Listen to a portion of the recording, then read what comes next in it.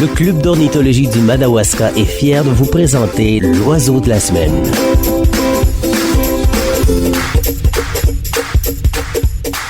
Bonjour, je suis Francine Bérubé du Club d'ornithologie du Madawaska. L'oiseau de la semaine, cette semaine, c'est la citelle à poitrine rousse. La citelle est un passereau de la famille des Cithidae qui mesure environ 10 à 12 cm de longueur. Elle est plus petite que la citelle à poitrine blanche. De plus, elle est la seule citelle du Canada qui a une rayure blanche au sourcil. C'est un oiseau monogame, ce qui veut dire que la citelle forme une paire avec la femelle et ils demeurent ensemble au moins 1 an et souvent plus. La femelle n'a qu'une seule ponte par année et pond de 4 à 7 œufs, mais ne pond qu'un œuf par jour.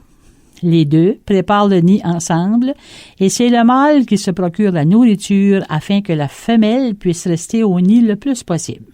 On peut le distinguer des autres passereaux par son bec très fin, par sa poitrine rousse et par le bandeau noir qui lui traverse l'œil, contrastant ainsi avec son sourcil blanc.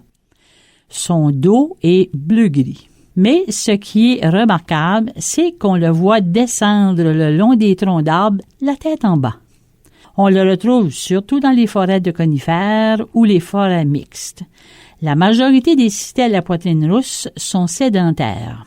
Seulement quelques individus se dirigent vers le sud par temps froid. Sa nourriture se compose principalement de graines de cônes de conifères et on peut la voir au mangeoire se régaler de morceaux de suif, de graines et de noix. Elle se nourrit également d'insectes, de larves et d'œufs d'insectes qu'elle retrouve sous l'écorce des arbres. Écoutons bien son chant.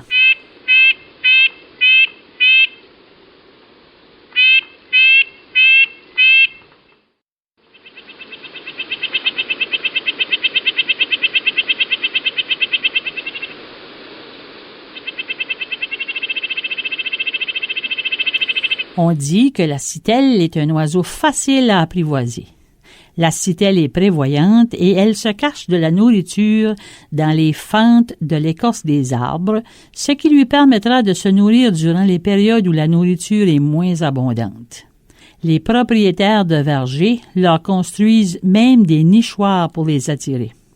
Cet oiseau a le doigt postérieur démesurément long et la queue tronquée, ce qui est sûrement une adaptation à son mode de déplacement particulier, car une queue trop longue lui nuirait dans ses déplacements la tête en bas. Autrefois, on nommait la citelle à poitrine rousse le torche-peau du Canada.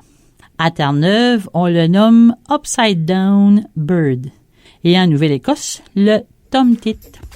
Pour réécouter cette capsule, rendez-vous sur la page Facebook du Club d'ornithologie du Madawaska.